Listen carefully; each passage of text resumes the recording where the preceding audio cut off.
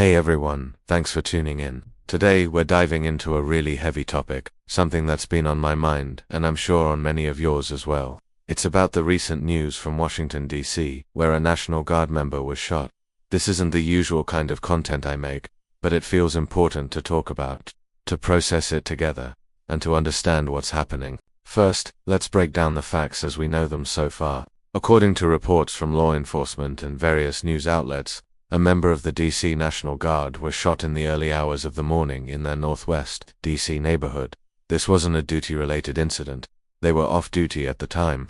The service member was immediately rushed to a local hospital.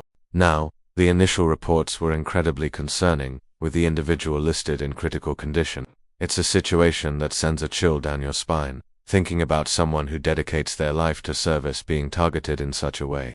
The Metropolitan Police Department is handling the investigation, and they've been pretty tight-lipped, which is standard procedure in a case like this. They're piecing together the timeline, looking for witnesses, and reviewing any available security footage from the area. The authorities are asking for the public's help, urging anyone with any information, no matter how small it might seem, to come forward.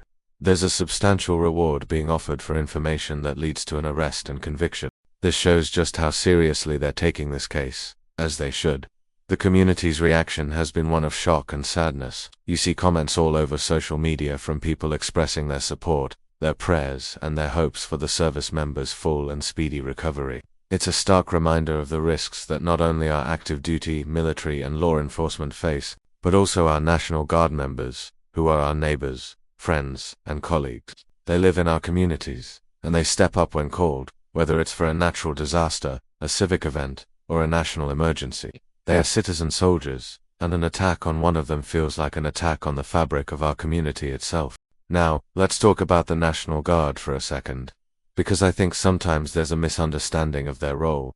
These are men and women who hold down regular civilian jobs. They're teachers, IT specialists, mechanics, small business owners, you name it. They train part-time, usually 1 weekend a month and 2 weeks a year, to be ready at a moment's notice. When you see them deployed, whether it's to help with hurricane relief, support COVID-19 vaccination sites, or provide security, they are leaving their families and their jobs to serve us. It's a profound commitment. The incident in D.C. brings a lot of questions to the forefront. Was this a random act of violence, or was the service member targeted for some reason? We just don't know yet, and it's crucial that we avoid speculation and let the investigators do their work. Spreading rumors or unverified information doesn't help anyone, and it can actually hinder the investigation and cause more pain for the family and friends of the victim.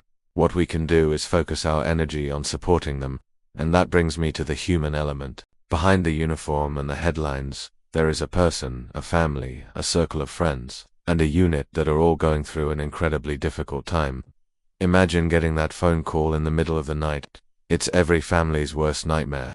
Our thoughts should be with them, respecting their privacy while sending them strength and positive energy. The leadership of the D.C. National Guard has released statements expressing their deep concern and confirming that they are providing all possible support to the soldier and their family. That is what you want to see, an organization wrapping its arms around its people in a time of crisis.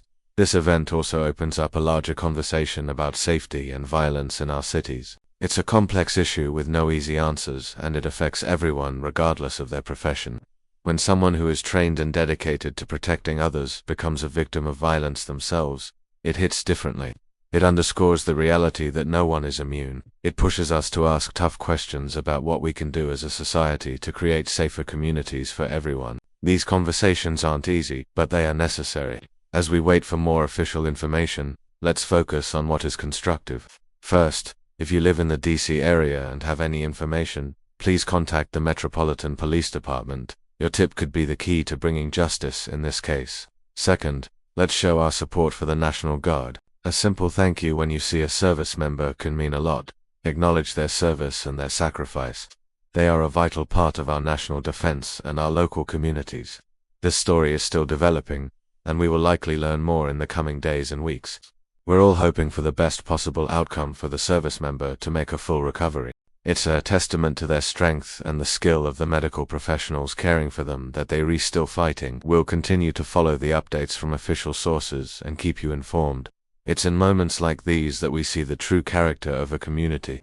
The outpouring of support is a powerful message that we stand with those who serve and protect us. Let's keep that spirit going. Keep the service member and their family in your thoughts. If you are a service member, a veteran, or a family member who is struggling with this news or anything else, please know that help is available. Thanks for taking the time to listen to this important update. It's a heavy one, I know. Let's hope for good news soon. Be sure to subscribe and hit the notification bell so you don't miss any updates on this and other stories. Stay safe out there, and look out for one another.